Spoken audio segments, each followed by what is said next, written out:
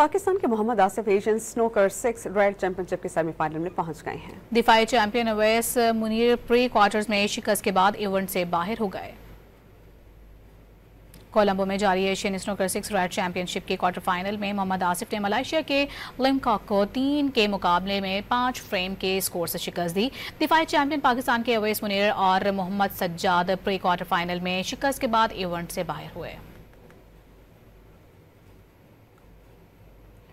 पाकिस्तान के Mohammad Asif Asian snooker 6 world championship के semifinal में पहुंच गए हैं। दिफाई champion Awais Munir pre quarters में शिकस्त के बाद इवेंट से बाहर हो गए। कोलंबो में जारी एशियन स्नूकर 6 वर्ल्ड चैंपियनशिप के क्वार्टर फाइनल में मोहम्मद आसिफ ने मलेशिया के लिमकॉक को 3 के मुकाबले में 5 फ्रेम के स्कोर से शिकस्त दी। दिफाई चैंपियन पाकिस्तान के अवैस मुनीर और Mohammad Sajjad pre quarter final में शिकस्त के बाद इवेंट से बाहर हुए।